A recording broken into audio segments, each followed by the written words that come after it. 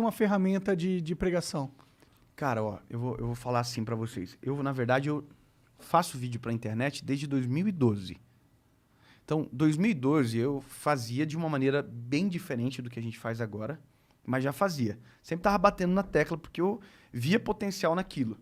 Mas quando foi 2017, que o meu filho nasceu, o João, que é o meu primeiro filho, aí, cara, Deus me inspirou pra algo totalmente diferente, que aí foi a gravação das séries, que seria naquele formato que você viu, com um background bem feito, com som, com luz, com ambiência e com uma palavra, Bíblia aberta e uma palavra. E aí aquilo dali, cara, foi o que repercutiu. Essas séries têm um tema? Sempre tem um tema. Por exemplo, a série de amanhã é decisão. É o tema, decisão. Um tema-chave, né? Basicamente de todas as mensagens. Mas aí tem 8 mensagens, cada uma é um tema um pouquinho, obviamente, conectado com o tema principal, mas com nuances distintas daí. Como que você decide esses temas? Cara, é um processo que, primeiro, cara, eu oro sobre isso, eu peço muita direção de Deus, porque a gente impacta diretamente na vida das pessoas. Para vocês terem assim a noção do porquê essa preocupação do tema, por exemplo, por que orar e por que buscar muito no Senhor isso? Porque, cara, os testemunhos que a gente recebe do outro lado são muito fortes, são muito poderosos, assim. De gente que ia suicidar e a mensagem chegou na hora certa. Que aquela mensagem foi uma resposta. Então, como eu sei que ultrapassa o natural, então, do meu lado, eu também preciso transcender o natural. Então, obviamente, eu sou uma pessoa atenta, eu olho para as demandas que estão à minha volta, o que tem, o que é as necessidades de respostas, e busco no Senhor a direção para isso, cara. Nesse tempo de pandemia, agora eu imagino que o seu trabalho aumentou pra caralho, né? Porque as pessoas estão num momento difícil da vida e quando elas estão nesse momento, como você mesmo disse, elas Eu não parei um dia. A pandemia não me parou nem um dia, porque eu trabalhei dentro de casa. Sim. Né? Mas a gente teve um aumento, cara, de público significativo, de pessoas, justamente por aquilo que eu falei lá no começo, né? Às vezes a conexão com Deus vem justamente pelo momento de sofrimento da nossa vida. Que é quando você pensa assim, cara, eu controlo a minha vida. Tá tudo certo. Aí, de repente, a vida te mostra que não tá tudo certo, que tu não controla absolutamente nada. Aí você perde o controle, dá um desespero. E aí é onde você lembra-se do Criador. Então foi o que aconteceu. A pandemia tirou o controle de todo mundo, cara. Do rico, do pobre, de todo mundo.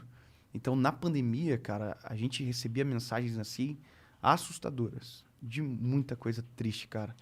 De muitas histórias, sabe? Então, aí, naquele momento, cara, eu fiz, inclusive, até o drive-in aqui do Allianz Parque, na época. A gente fez o que foi dando. Eu tinha que gravar série. Gravei num teatro sem nenhuma pessoa dentro, na época. Aí depois veio o drive-in. Então, a gente foi tentando fazer. Por conta, sabendo que as pessoas estavam precisando muito naquele momento. Que mensagens que você sentiu que a galera respondeu nesse momento de tragédia da humanidade? O que você notou que você falava e a galera respondia? Cara, como eu posso... É que é um todo, sabe? É um conjunto. Porque o background de tudo sempre vai ser Jesus, sempre. Então, se eu falar sobre angústia, a resposta que eu vou trazer vai ser sobre Jesus. Se eu falar sobre ansiedade, vai ser Jesus. Então, cara, pra mim, eu não consigo dizer assim qual. Mas, obviamente, que as demandas de agora são basicamente essas. Quando você fala de angústia, depressão, medo, ansiedade, essas patologias psicossomáticas que tem hoje, você traz um respaldo da palavra para trazer conforto, para trazer um alívio para essas pessoas e talvez uma esperança, uma luz no fim do túnel, é fora do normal a resposta. Pode crer. Fora do normal. Entendi. A gente ouviu uma história, cara, esses dias atrás. Foi para mim, assim, foi uma das histórias que me fizeram ganhar o ano, cara. A gente estava num evento em algum lugar no Brasil, que eu não me lembro. E teve um cara que insistiu muito para conversar com a gente no final. E chegou para mim e eu falei, cara, não, pode trazer, que ele quer contar uma história para você. Eu falei, pode vir. Cara, o cara chegou com a esposa e os filhos. Não, os filhos não estavam, só ele e a esposa. Cara, o cara começou a conversar comigo e ele falou, cara, eu era para estar morto. Aí ele começou assim, eu era para ter morrido. Eu falei, caraca, mano, mas o que aconteceu? Daí ele falou, cara, eu tive uma quebra na minha empresa faliu, perdi tudo. Eu entrei dentro do banheiro da minha casa, Peguei meu telefone, abri o bloco de notas e comecei a escrever uma carta de despedida para minha família. Aí ele contando para mim, né? Eu escrevi a carta e tal. Quando eu terminei de escrever a carta, que eu fui para tomar todos os remédios que ele tinha pego para suicidar, que eu esqueci dessa parte, ele levou todos os remédios para dentro do banheiro e tal, escreveu a carta. Cara, quando ele mexeu assim no telefone, abriu o Instagram. Do nada. Abriu o Instagram, sabe? Quando você vai fechar sim. assim... E era a última coisa que tava aberta, talvez? Cara, quando ele abriu o Instagram, apareceu um vídeo. E era um vídeo que eu começo falando sobre suicídio, cara. E aquilo tocou o cara de uma maneira tão profunda que ele não suicidou, dobrou os joelhos da onde ele estava, dentro do banheiro. No outro dia, pediu perdão à esposa. E, cara, Deus restaurou a vida dele. Mudou. A vida do cara mudou. Por conta de uma palavra na hora certa, no lugar certo. Sabe? Então, cara, por isso que eu digo, eu tenho muito temor, assim, porque o que a gente faz, ele tem o poder de impactar a vida das pessoas de uma maneira muito profunda, cara, muito profunda.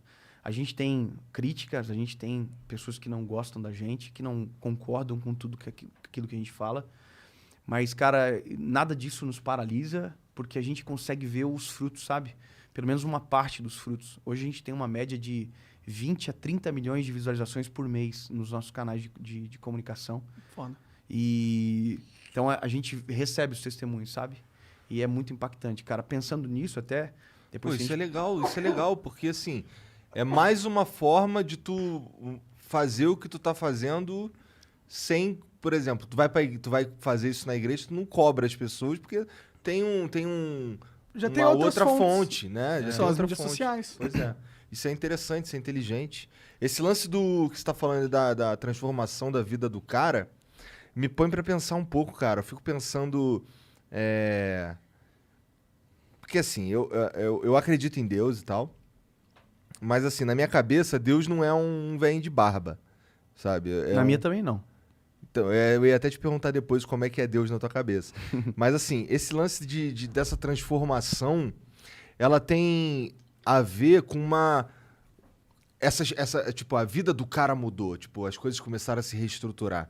Isso tem a ver com uma mudança de energia na tua cabeça? Como é que esse cara consegue uma transformação tão profunda, pô, dobrando o joelho dentro de um banheiro?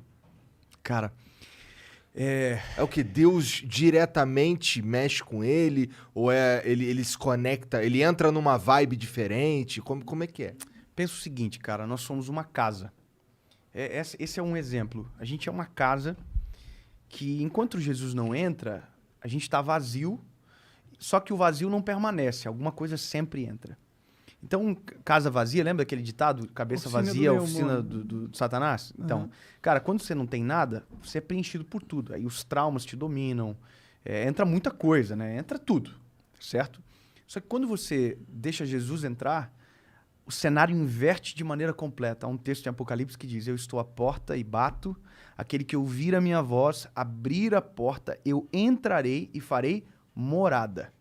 Isso aqui muda a vida da gente, cara.